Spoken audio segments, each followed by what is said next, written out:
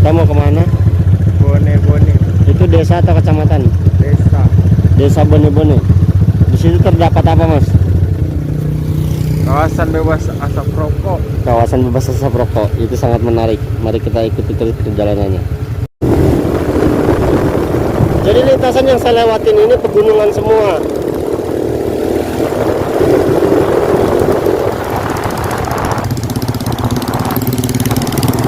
Dan saya akan memasuki kampung Bone-Bone, desa Bone-Bone.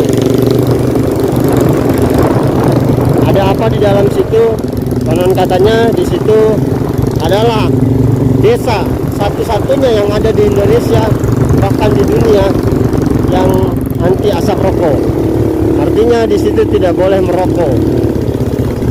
Apapun alasannya, di situ tidak boleh merokok. Jika kita melanggar aturan yang sudah dibuat oleh aturan desa, maka kita akan dikenakan denda ataupun hukum adat. Masya Allah. Biar kita semua tahu keseruannya bagaimana, ayo teman-teman ikuti terus perjalanan saya, Bang Megi, Astrea Green Indonesia, jelajah Nusantara. Haha.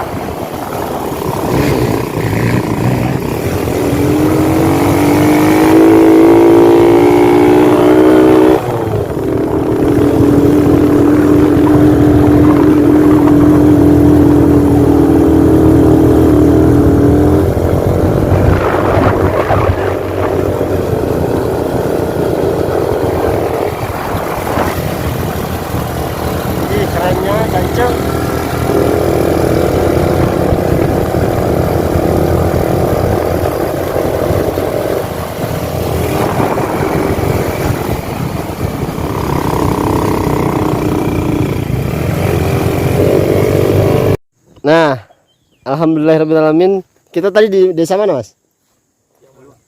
Tadi dari Malua kita menuju Bone-Bone. Alhamdulillah sekarang sudah sampai kawasan Bone-Bone. Itu kah kampungnya? Bukan. Ya, di belakangnya ini, Di belakang tebing sini. Oke. Kalian luar biasa mengantarkan saya sampai sini. Jadi Bone ini tidak boleh merokok, Mas ya. Kawasan perdesaan yang tidak boleh merokok. kawasan bebas asap rokok. Jadi kalau merokok kena Denda. jadi unik sekali di Kabupaten Nrekang ada desa namanya desa Bone-Bone, itu tidak boleh merokok. Iya. kita pengen tahu juga ceritanya bagaimana sih, kenapa gitu loh ini desa nggak boleh ngerokok. Mudah-mudahan kita ketemu sama kepala desa. Nah jadi kita mau mergoki dulu orang yang merokok di perbatasan. Jadi kalau di sini merokok, di sini nggak boleh. Gitu uniknya kan. Oke mas. Mantap. Jadi selain kita mau ke desa, perjalanan dari Kabupaten Nrekang Kota sampai ke Bone-Bone kita selalu dihiasi dengan pemandangan yang luar biasa. Bisa dilihat yaitu pegunungan nih, perbukitan. Ini paling tinggi mas? Latimojong paling tinggi. Apa? Latimojong paling tinggi. Latimojong. Latimojong. Ini kita mau sampai atas juga? Bone-Bone itu kaki gunung Latimojong. Bone-Bone itu kaki gunung Latimojong. Iya. Latimojong gunungnya yang mana? Oh, di belakang sini. Gunung tertingginya Sulawesi Selatan. Boleh kita ke situ? Kalau kuat nanjak. Insya Allah kuat. Hah? Pakai kaki. Pakai kaki. Tuh nggak boleh pakai motor? Nggak bisa. Pakai kaki 1 hari. Oke, jadi mas sahur? Sahur? Jadi begitu ya. Jadi buat teman-teman yang mau datang ke Kabupaten Nrekang, jangan hanya cuma melintas di kotanya saja, tapi memasuki daerah-daerah yang ada di Kabupaten Nrekang. Contohnya Bone-Bone yang memiliki keunikan yang sangat luar biasa. Jangan lupa perbanyak sholawat. Oke, selamat datang di desa Bone-Bone. Nah, kita sekarang mau memasuki daerah kawasan dilarang merokok, mengkonsumsi minuman keras, tabza, narkotika, bahasanya apa itu ya? Psikotropika dan obat-obatan lain. Bahasa Inggrisnya beleweran. Jadi di kawasan ini kita di sini masih boleh ngerokok, Mas. Bisa. Di sini masih boleh ngerokok. Masuk ke situ, tuh motor CB itu tidak boleh merokok lagi. Ini dekat sama daerah mana, Mas? Kabupaten mana? Toraja. Dekat Toraja. Lebih dekat ke Toraja. Sama apa? Lu. Ya. Toraja, Luwu, dekat juga. Kalau di belakang ini kan belakang ini kan gunung tertinggi. Itu Gunung tertinggi di Sulawesi nama gunungnya? Latimojong. Latimojong. Wow. Mudah-mudahan nanti di dalam kita ketemu sama kepala desa, Mas. Mudah-mudahan. Kalau ketemu kepala desa kita bisa bertanya sejarahnya kenapa desa ini tidak boleh merokok. Oke, Bang? Oke. Udah mandi? Belum. Udah makan? Sudah makan. Jadi kita lanjut lagi perjalanan ke situ karena di sini tidak boleh merokok. Keunikannya di situ lah. Satu-satunya mungkin ya Mas ya di Indonesia. Satu-satunya di Indonesia. Satu-satunya di Indonesia bahkan di dunia. Mungkin satu-satunya di dunia. Oke. Jadi teman kita mau menempel sebuah stiker. Apa namanya, Mas? Honda Classic Maspul. Maspul itu apa? Nrekang. Apa? Itu sebutannya untuk Nrekang. Oh, Maspul. Oke, silakan bertempel di mana? Minum kosong. Bawa kosong. Ini spakbor jangan di situ kotor. Di sini dah kotor. Ini kosong nih. Di sayap masih ada yang kosong. Awe aja di stiker yang kesalahan.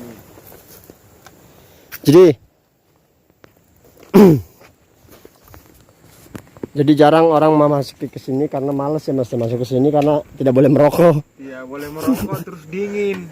Susah kalau merokok masuk. Dingin Kang? Enggak juga. Nah, belum masuk, nanti kalau di dalam dingin. Oh, begitu. Jadi dingin. Jadi jarak dari Kabupaten Nrekang Kota sampai ke desa Bau-Bau kurang lebih 2 jam. Kurang lebih 2 jam karena akses jalannya yang naik gunung mendaki ya tikang-tikung gitulah. Jadinya sedikit banyaknya motor kita menangis. Jadi itu nanti kita lanjut lagi perjalanan menuju desa yang sangat unik, Desa Bone Bone.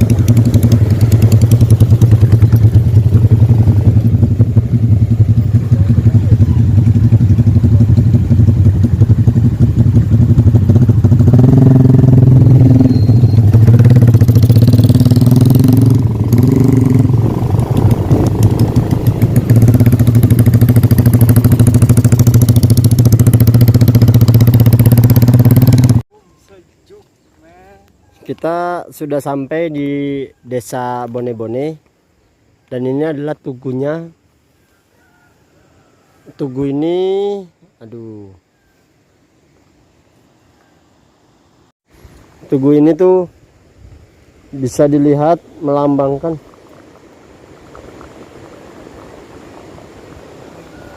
gambar rokok yang dipatahkan. Artinya di sini tidak boleh merokok.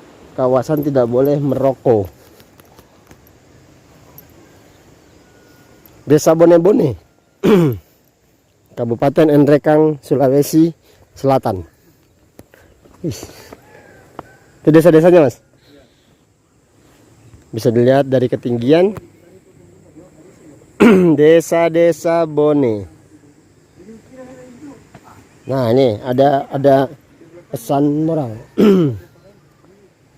Matikan rokok Anda sekarang, sebelum rokok mematikan Anda dan orang-orang sekitar Anda. Oke.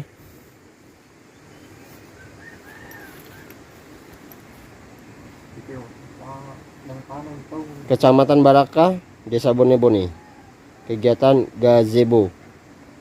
Volume anggaran 27331.898. Realisasi 27.200.000. Lokasi Dusun Bila. Sumber dana desa TA 2020-an. Kepala Desa Dr. Randas Idris. Oh, dokter deh. Dr. Andes. Jadi tinggi juga ya kita ya. Tidak ada asap rokok di sini. Tapi embunnya, kabutnya banyak. Oke, yuk.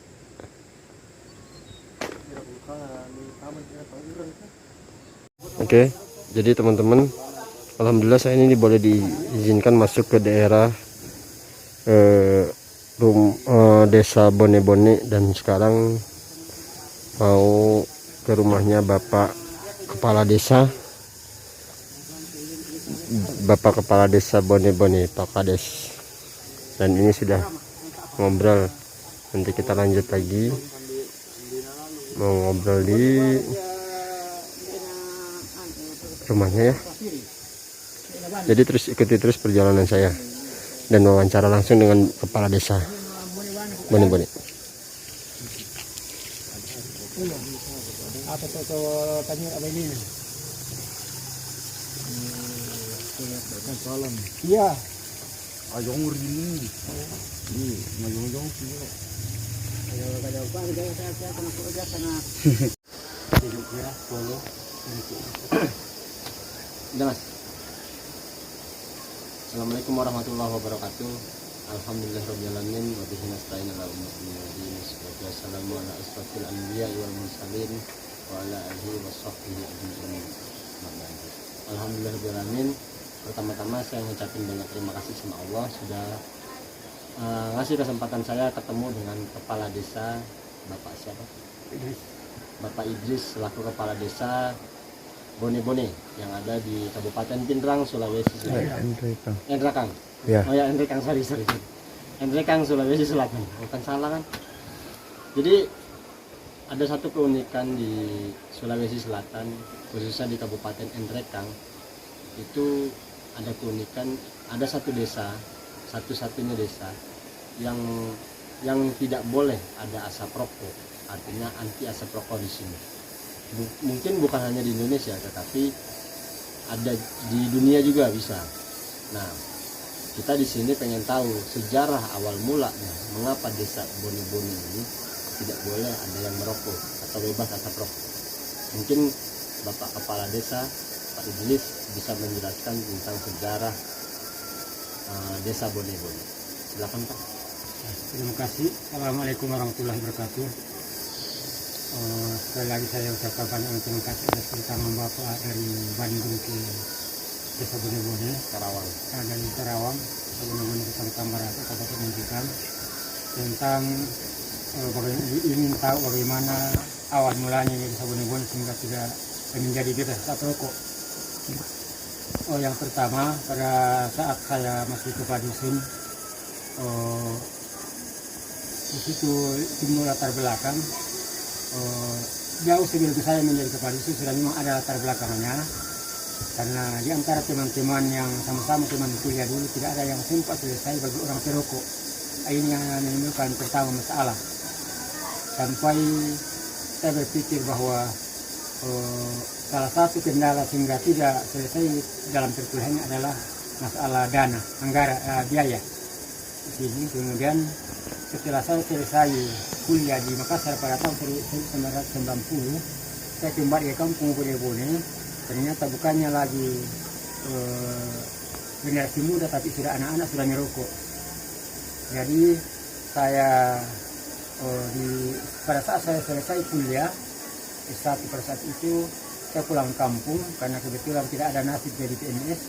Saya pulang kampung melihat bahwa tambah susah pendidikan di Bone-Bone bisa berkembang kalau anak-anak kecilnya sudah merokok. Anak-anak umur 10 tahun sudah ada yang merokok. Karena saya berpikir bahwa gara-gara gagalnya teman-teman kuliah pada saat itu adalah menyangkut masalah biaya. Sehingga saya beranggap bahwa maju munculnya Bone-Bone ini dusun pada saat itu adalah tergantung dari ilmu, pendidikan. Siapa yang bisa membangun kampung ini kalau bukan orang-orang yang punya ilmu. Akhirnya saya jadi terpilih dari kepala desa pada tahun 1994 sampai tahun 2000. Nanti tahun 2000 baru muncul ini ide. Karena saya alami semua dulu, saya melalui semua dulu. Saya menjual rokok, kemudian orang tua juga perokok, tapi semua di situ adalah timbul pengalaman. Maka tidak salah kalau orang yang di dalam pendidikan itu mengatakan bahwa pengalaman itu adalah luar biasa. Pengalaman menimbulkan sejarah menjadi ilmu. Sehingga pada tahun 2000 saya sampaikan juga, kebetulan pada tahun 2000 itu saya sampaikan di masjid. Tetapi saya memang sudah ada bekal dari awalnya, karena saya kepala dusun dulu, pada tahun 1996 saya setelah dusun sampai tahun 2000. Tapi sebelum tahun 2000 saya coba apakah nanti kalau saya lemparkan di masyarakat yang saya punya ide diterima atau tidak. Ternyata pada tahun 1998 saya pura-pura mundur dari kepala dusun. Ternyata di antara masyarakat mengatakan bahwa kenapa kita mundur, saya bilang tidak ada juga gunaku untuk jadi kepala dusun, tidak didengarkan. Padahal ada ide yang saya mau golkan. Ini adalah kipas asap rokok. Tapi awalnya ini kita kumpulkan dulu pada tahun 2000 kita kumpulkan berapa toko. Semuanya ada di situ, toko pendidik, toko agama, toko pemuda, akan empat toko itu. Toko pendidik, toko agama, toko pemuda, toko masyarakat. Cuma saya selaku pemerintah dusun pada saat itu. Di antara teman-teman ini 8 orang tidak ada yang menolak, semuanya mendukung. Malah dia mengatakan bahwa jangan kita di 8 ini semua ya sudah terwakili semua dari toko, sedangkan hanya 2-3 di jalankan saja, nanti lalu baru kalau memang tidak mampu ya disitulah kita mengatakan bahwa tidak bisa. Akhirnya setelah kita rapat di antara 8 toko sudah ada kesepakatan, maka masuklah pada bulan Ramadan, dari situ disampaikan di masjid bahwa ada ide yang akan kita laksanakan di boleh-boleh tidak boleh, tapi hanya pertama tidak boleh menjual rokok. Karena ini bertahap, tidak boleh menjual rokok. Karena saya punya pikiran pada saat itu, kalau tidak menjual rokok, berarti sudah tidak ada lagi menjual rokok di boni-boni ini, otomatis sudah dia tidak merokok, karena jalanan pada saat itu masih susah. Jalanan saja, saya selalu pada saat itu, jalanan saja ke desa tetangga, berapa menit memang, kalau habis rokoknya baru keluar cari pintu kan sudah tidak merokok lagi, baru dapat rokok kembali. Namun bahwa pada tahun 2000 baru disampaikan di ide ini atau inovasi ini ke masyarakat, sudah ada yang mengatakan apa yang mau dikerja ini. Apalagi pada saat itu karena saya lalui dulunya saya penjual rokok, baru dikatakan bahwa tidak boleh menjual rokok, dia mengatakan salah pilih jadi kepala dusun.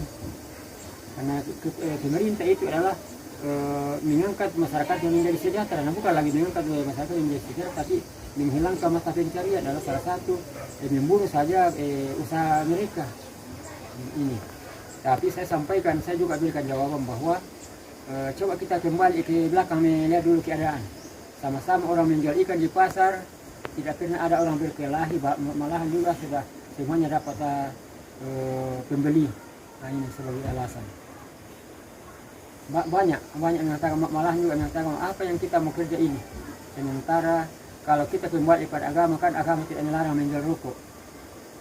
Dia juga mengatakan bahwa agama tidak melarang merokok.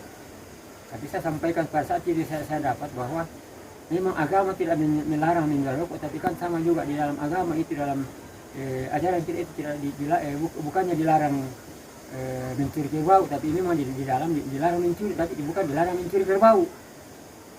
Jadi saya sampaikan bahwa kalau secara umum itu, karena di dalam ayat itu di dalam Al-Quran itu dijelaskan bahwa janganlah kau membuang dirimu ke lembah kebinasaan. Nah, saya beranggapan bahwa salah satu kendala untuk tidak majunya kampung ini adalah karena perokok. Yang kedua, yang namanya membuang ke lembah kebinasaan adalah kan sudah kita tahu bahwa itu merokok itu adalah menimbulkan penyakit.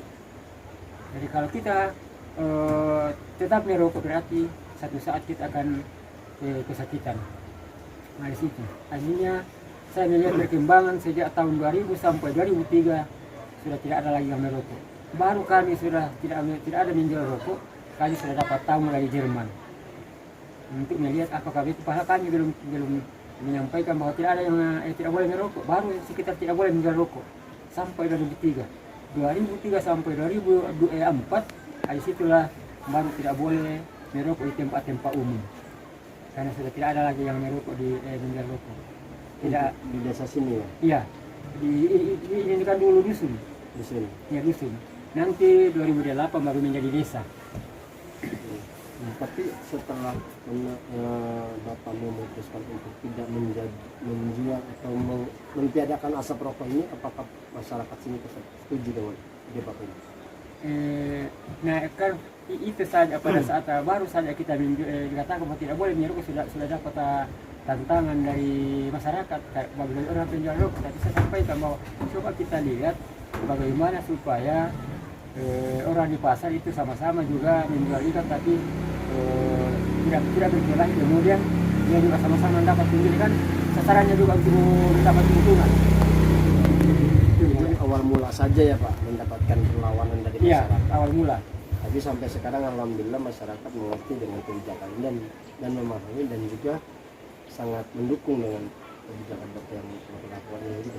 Iya, karena kan saya melihat bahwa mendukung dari situ karena pertama berjalan sudah baru berjalan 4 tahun. Masyarakat atau anak-anak sekolah di sini sudah bisa bersaing di kecamatan, masuk di 4 besar.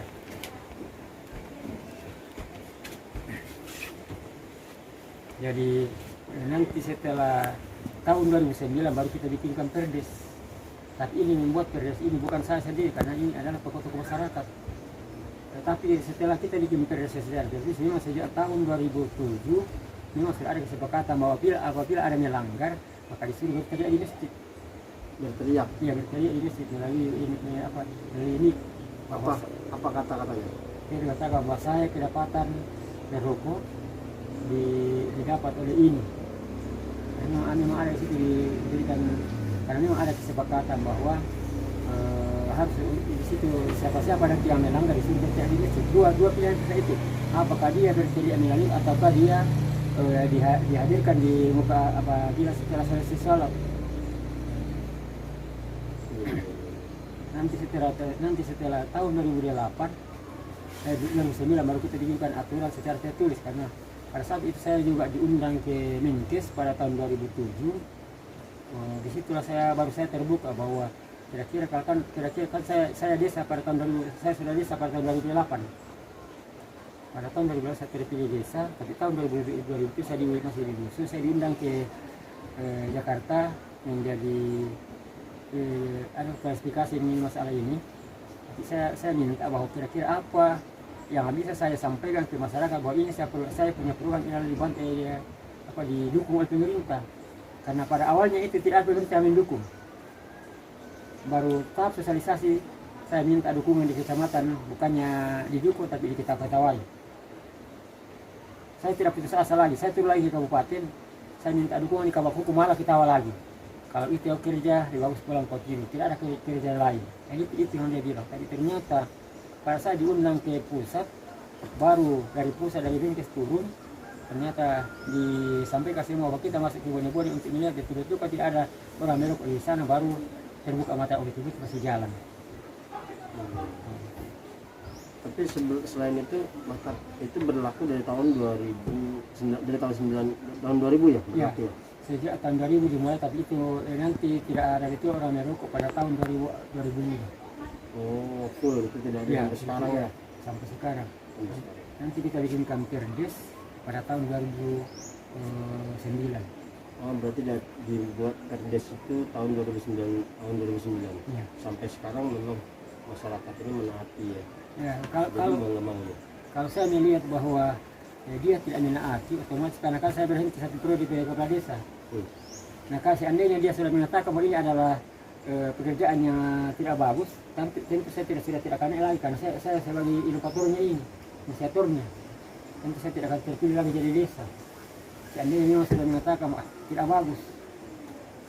Ya, jadi saya sedikit banyaknya mendapatkan poin bahwa kegiatan yang Bapak lakukan dan kebijakan Bapak yang lakukan untuk masyarakat ini memang sangat luar biasa dan jarang ada pemimpin yang mau membuat kebijakan seperti ini.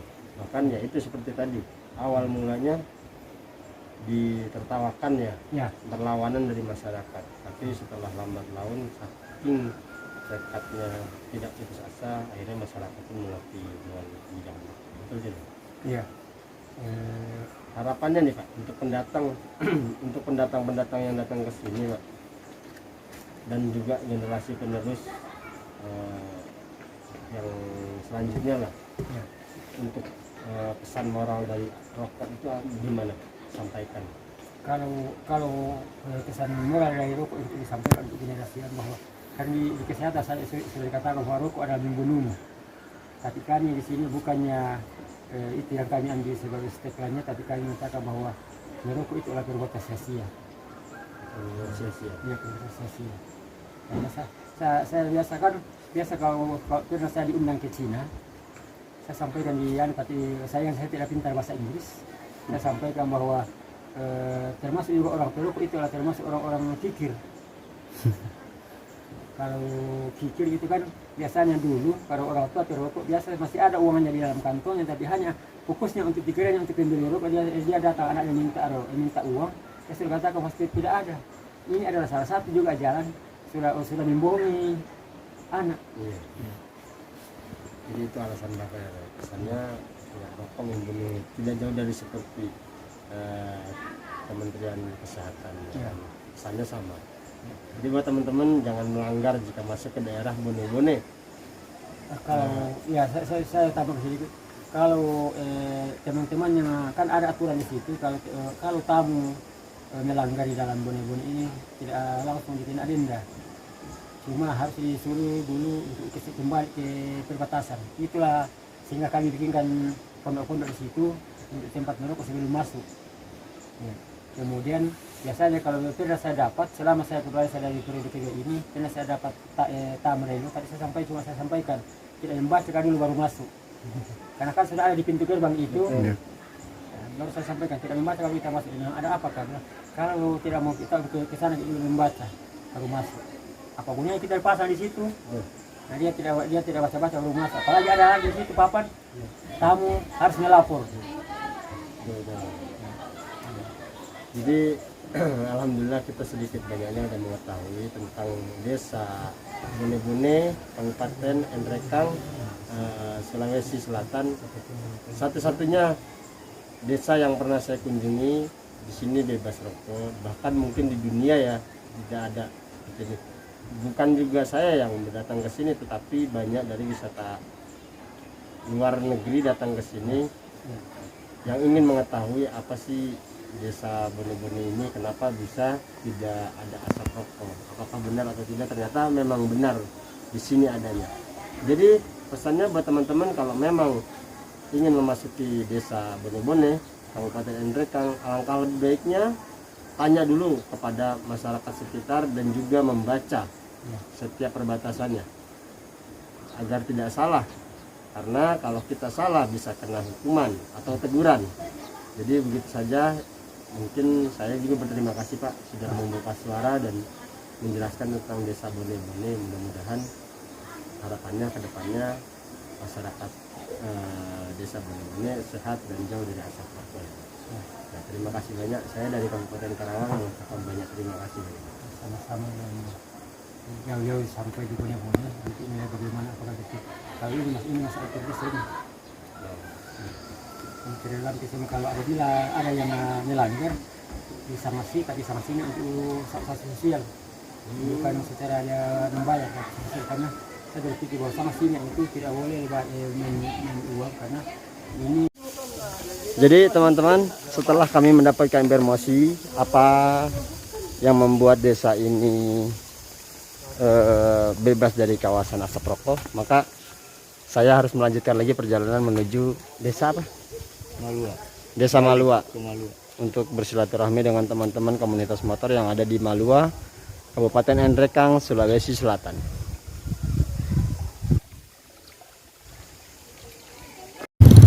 Oke, jadi setelah kita mendapatkan informasi dan kita harus melanjutkan perjalanan menuju desa Malua untuk bersilaturahmi dengan teman-teman yang ada di sana.